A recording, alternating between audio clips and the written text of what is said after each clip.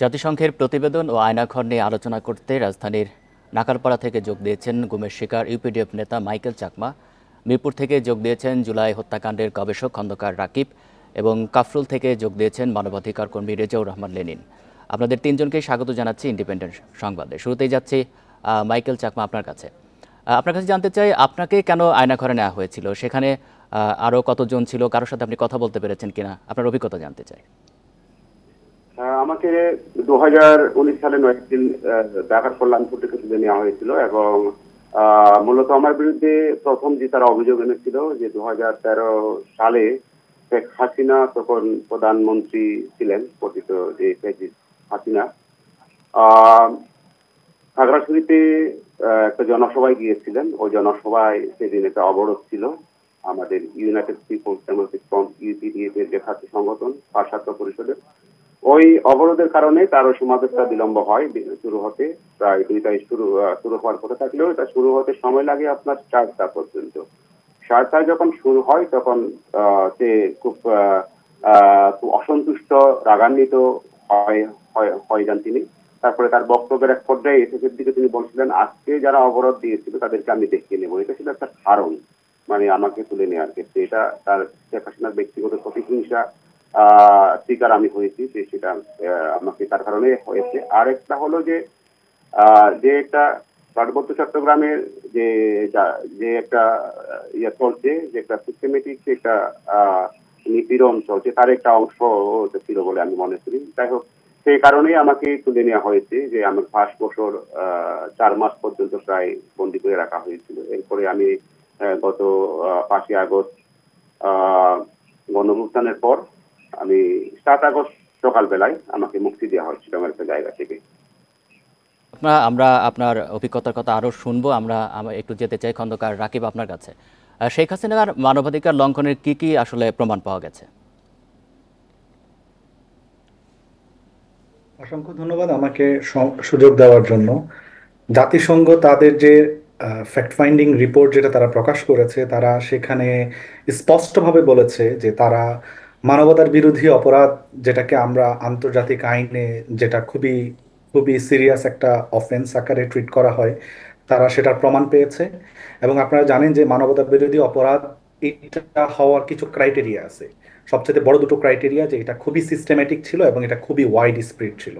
So Sheikh হাসিনার আমলে বাংলাদেশে জুলাই মাসে যে ম্যাস অ্যাট্রোসিটিস ঘটেছে, যে ক্রাইম এগেনস্ট হিউম্যানিটি ঘটেছে, এটা খুবই কোঅর্ডিনেটেড ইফোর্ট এবং এটা খুবই সিস্টেম্যাটিক ছিল এবং এটা সারা দেশ জুড়ে এটা সংগঠিত হয়েছে।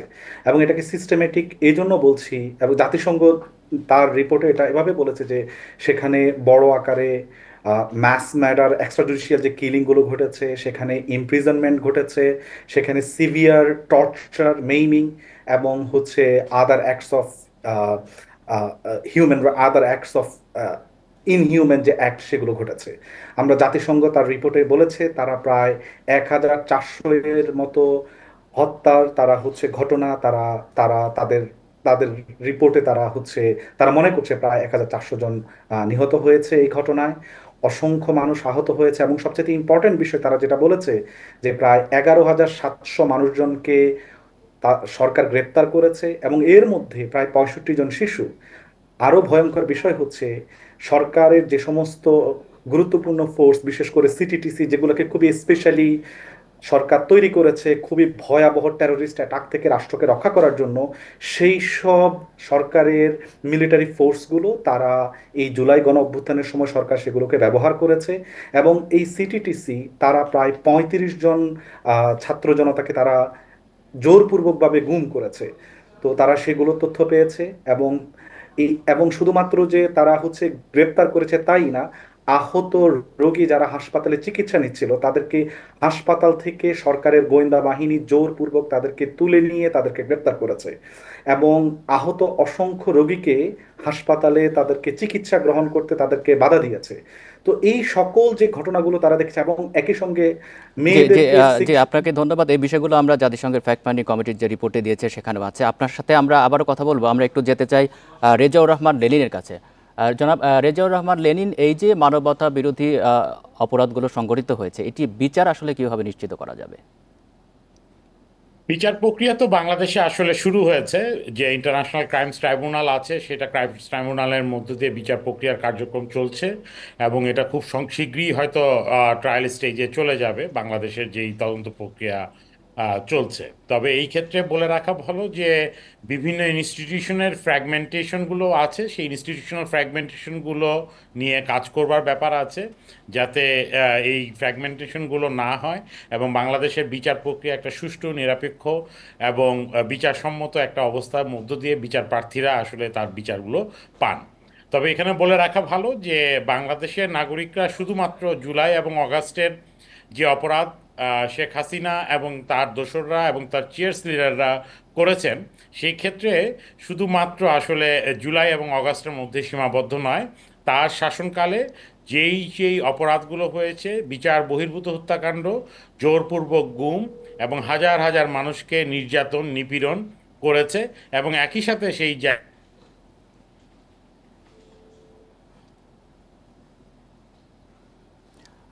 জনাব রেজাউর রহমান লেনিন এর কথা শুনছিলাম আমরা আবারও যেতে চাই মাইকেল চাকমার কাছে। মাইকেল চাকমা, আপনি বলছিলেন আপনার অভিজ্ঞতার কথা। আমরা যে চিত্রটি দেখলাম আয়নাঘরের, আপনার কি মনে হয় যে যে কয়টি পরিদর্শন করা হয়েছে এর মধ্যে কোনোটিতে আপনি ছিলেন, আপনার কি কিছু মনে পড়ে? আজকে আমরা দেখলাম যে প্রধান উপদেষ্টা সহ বেশ কয়েকজন উপদেষ্টা আর গুম কমিশনের সদস্য সহ ওনারা সাংবাদিক সহ ঢাকার 3টা জায়গায় আয়নাগর নামক সেই গোপন বন্দিশালা পরিদর্শন করেছেন। এক্ষেত্রে আমি দেখেছি বেশ কিছু ছবির সাথে আমি যেখানে ছিলাম তার হুবহু মিল আমি দেখতে পেয়েছি। অর্থাৎ আমি আমি নিশ্চিত যে এই সব জায়গায় আমি ছিলাম, এবং আমি ওদের কাছে জিজ্ঞাসাও করেছি। আমি লিখিত দিয়েছিলাম যে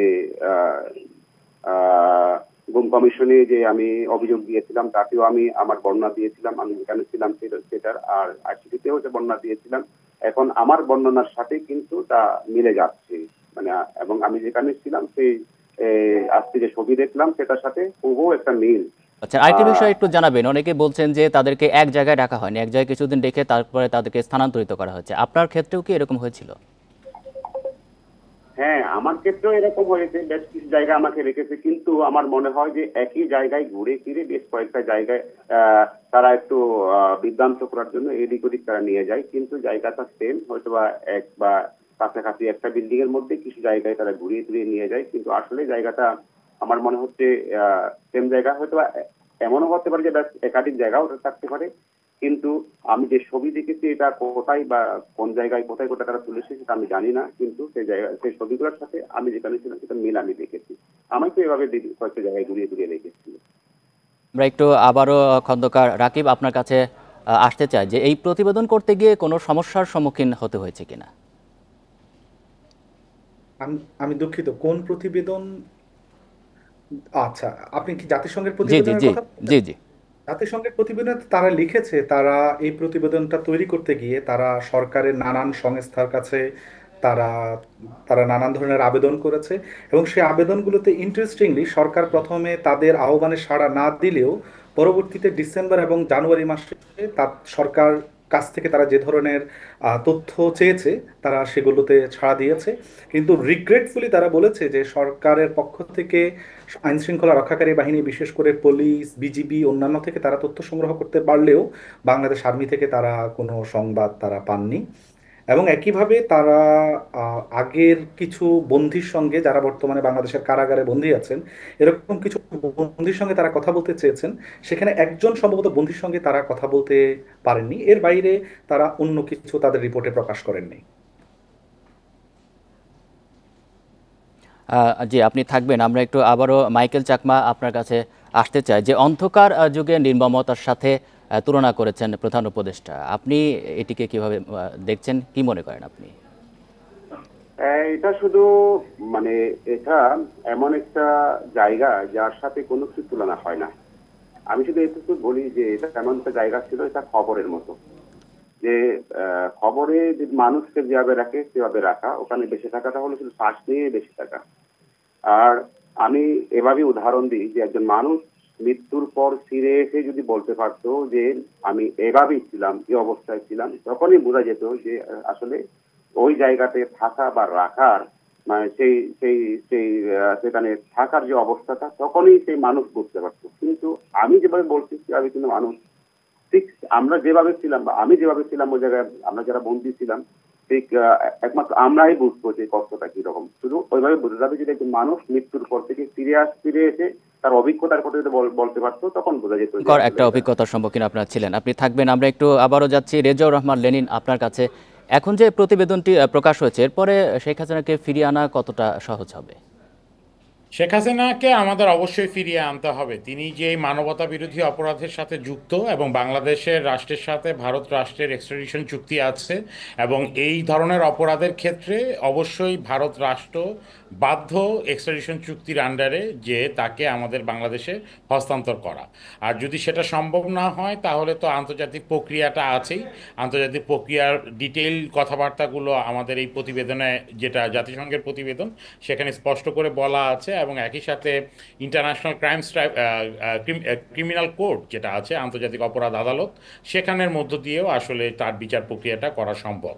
তবে এই প্রক্রিয়ার ক্ষেত্রে যথেষ্ট পরিমাণে সচেতন হতে হবে বাংলাদেশের তিনটা মন্ত্রণালয়কে, পররাষ্ট্র এবং আইন এবং একই সাথে স্বরাষ্ট্র মন্ত্রণালয়কে, এবং তাদেরকে এই আলাপ আলোচনাগুলো সঠিক প্রক্রিয়ায় সঠিকভাবে চালিয়ে যেতে হবে যে মানবতা বিরোধী অপরাধে অভিযুক্ত শেখ হাসিনাকে বাংলাদেশে ফিরিয়ে দেওয়ার ক্ষেত্রে।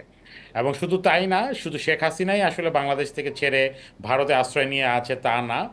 এই যারা আসলে চিয়ার্স লিডার ছিল এই মানবতা বিরোধী অপরাধের, এবং একই সাথে যারা সরাসরিভাবে প্রত্যক্ষ এবং পরোক্ষভাবে যারা যুক্ত ছিল, তাদের অনেকেই ভারত রাষ্ট্রে লুকিয়ে রয়েছে। ভারত রাষ্ট্র যদি একটি মানবিক রাষ্ট্র হিসেবে বাংলাদেশের পাশে সহাবস্থান করতে চায় এবং প্রতিবেশী রাষ্ট্র হিসেবে মাথা উন্নত করে থাকতে চায়, এবং ভারতের নাগরিকরা যদি আসলে সেই সম্মান এবং আমাদের অভিযোগগুলো বোঝেন, তাহলে নিশ্চিতভাবে ভারতের নাগরিকরাও ভারত রাষ্ট্রের যে সরকার প্রধান আছেন এবং তাদের যেই ধরনের দোসররা আছেন, তারাও আসলে এটাতে সংযুক্ত থাকবেন। এখানে আরও একটা জিনিস বলে রাখা ভালো, যে কোনো অপরাধী যিনি মানবতা বিরোধী অপরাধের অভিযুক্ত, তাকে আশ্রয় প্রশ্রয় দেওয়া আইনত ধারাবাহিকভাবে মানবতা বিরোধী অপরাধের সাথে যুক্ত হয়ে যেতে পারে ভারত রাষ্ট্র। আন্তর্জাতিক আইনে এরকম আর্গুমেন্ট অনেকগুলো জায়গায় যে আছে। এই প্রসঙ্গে একটি বিষয় জানতে চাই, ভলকার তুর্ক কিন্তু বলেছেন যে আন্তর্জাতিক আইন প্রয়োগ করে তাকে ফিরিয়ে আনা যেতে পারে, কিন্তু ভারত যদি সেক্ষেত্রে রাজি না হয়, সেক্ষেত্রে আসলে বাংলাদেশের কি করার আছে বা আন্তর্জাতিকভাবে বাংলাদেশে কোনো পদক্ষেপ সেক্ষেত্রে নেওয়া যেতে অবশ্যই পারে? অভিযোগ তুলতে হবে খুব স্পষ্টভাবে যে বাংলাদেশে যেই মানবতা বিরোধী অপরাধ হয়েছে, গণহত্যার কাছাকাছি যে অপরাধ হয়েছে, এই অপরাধের ফল যদি ভারত রাষ্ট্র অপরাধীকে সহায়তা করে এবং অন্য কোনো রাষ্ট্রে পালিয়ে যেতে সাহায্য করে কিংবা নিজের রাষ্ট্রে আশ্রয় প্রদান করে, তাহলে ধরে নিতে হবে ভারত রাষ্ট্র নিজে মানবাধিকারের সাথে মানবতা বিরোধী অপরাধের সাথে যুক্ত। এবং এই ধারাবাহিকতা রক্ষা করবার ক্ষেত্রে ভারত রাষ্ট্রের বিরুদ্ধেও আন্তর্জাতিক আদালত সহ বিভিন্ন জায়গায় কমপ্লেন করা যাবে, অভিযোগ জানানো যাবে। এবং শুধু তাই না, এখানে আরেকটা যে কাস্টমারি ইন্টারন্যাশনাল ল আছে, যেটা ভারত রাষ্ট্র মানতে বাধ্য। কোনো অভিযুক্তকে আসলে সে এরকমভাবে আশ্রয় প্রশ্রয় দিতে পারে না, এবং দেওয়াটা সেও মানবতা বিরোধী অপরাধের ধারাবাহিকতা রক্ষা করবার অভিযোগে অভিযুক্ত হতে পারে। এবং মনে রাখা দরকার, ভারত রাষ্ট্র বাংলাদেশের সীমান্তে বিগত 25 বছর যাবৎ মানবাধিকার সংগঠনগুলোর যে ডাটা সাজেস্ট করে, তাতে প্রায় 3000 বাংলাদেশের নাগরিককে বিনা বিচারে এবং পাখির মতন গুলি করে সীমান্তে হত্যা করেছে। তো ভারত রাষ্ট্রের বিরুদ্ধে সেই অভিযোগও বাংলাদেশের নাগরিকরা কিন্তু আসলে তুলতে পারে। এবং বাংলাদেশ রাষ্ট্রকে মনে রাখতে হবে, ভারত রাষ্ট্র সহ অন্য অন্য প্রতিবেশী রাষ্ট্রকে, বাংলাদেশ রাষ্ট্র একটি রক্তাক্ত মুক্তিযুদ্ধের মধ্য দিয়ে তৈরি হওয়া রাষ্ট্র। নিশ্চয় বাংলাদেশ সেই ব্যবস্থাগুলো নেবে। আপনি থাকবেন আমাদের সাথে। আমরা একটু আবারও খন্দকার রাকিব আপনার কাছে জানতে চাই যে আইন শৃঙ্খলা বাহিনীর অপরাধ খুঁজে পেতে বেগ পেতে হয়েছে কিনা, কোনো রকমের বাধার সম্মুখীন হতে হয়েছে কিনা তাদের? আমি দুঃখিত, আপনার প্রশ্নটা আবার করবেন। আমি জানতে চাচ্ছিলাম যে আইন শৃঙ্খলা বাহিনীর যে অপরাধ, এখানে তো অনেকেই জড়িত রয়েছে, তো তাদের অপরাধটি খুঁজে পেতে কোনো বেগ পেতে হয়েছে কিনা? জাতিসংঘ তাদের যে রিপোর্ট প্রকাশ করেছে, তারা সেক্ষেত্রে তারা তাদের খুব বেশি বেগ পেতে হয়নি, তারা তাদের নানান ধরনের তারা ডিটেইল লিখেছে কি কি ম্যাথোলজি তারা ব্যবহার করেছে। তারা শুধুমাত্র ভিকটিমদের ইন্টারভিউ নিয়েছে তাই না, তারা ইন্ডিপেন্ডেন্ট নানান সোর্স থেকে, তারা নানান জায়গাগুলো থেকে তারা তাদের তথ্য ভেরিফাই করেছে এবং তারা সুস্পষ্টভাবে দেখিয়েছে যারা নিহত হয়েছে, তারা ঢাকা মেডিকেল কলেজের রিপোর্ট দেখিয়েছে যে নিহত হওয়ার মধ্যে প্রায় 66%, 66% যারা ভিকটিম, তারা উম নিষিদ্ধ ঘোষিত যে অস্ত্রগুলো, মিলিটারি উইপন, যেগুলো যুদ্ধের সময়ও এমনকি বেসামরিক ব্যক্তির বিরুদ্ধে ব্যবহার করা যায় না, এমন ধরনের তারা নিষিদ্ধ যুদ্ধাস্ত্র তারা ব্যবহার করেছে বাংলাদেশের নাগরিকদের বিরুদ্ধে। এমনকি প্রায় 12% যারা যারা নিহত হয়েছে তারা পিলেট, যেটা ছর্রাগুলি, বাংলাদেশের পুলিশ রেগুলেশন অ্যাক্টে যদিও ছর্রাগুলি জিনিসটা বৈধ, কিন্তু তারা দেখিয়েছে যে ছর্রাগুলিতে যারা প্রাণ হারিয়েছে তাদের খুব ক্লোজ রেঞ্জে তারা তারা এই সব গুলি করেছে, জি, ছাত্র যে জনতাকে সেগুলো তারা। রিপোর্টে আসে এবং নিশ্চয়ই এই বিষয়টি বাংলাদেশ সরকারের পক্ষ থেকে যথাযথ ব্যবস্থা নেওয়া হবে। জনাব খন্দকার রাকিব, আপনাকে অসংখ্য ধন্যবাদ। সেই সঙ্গে ধন্যবাদ দিচ্ছি রেজাউর রহমান লেনিন এবং মাইকেল চাকমা, আপনাকে অসংখ্য ধন্যবাদ।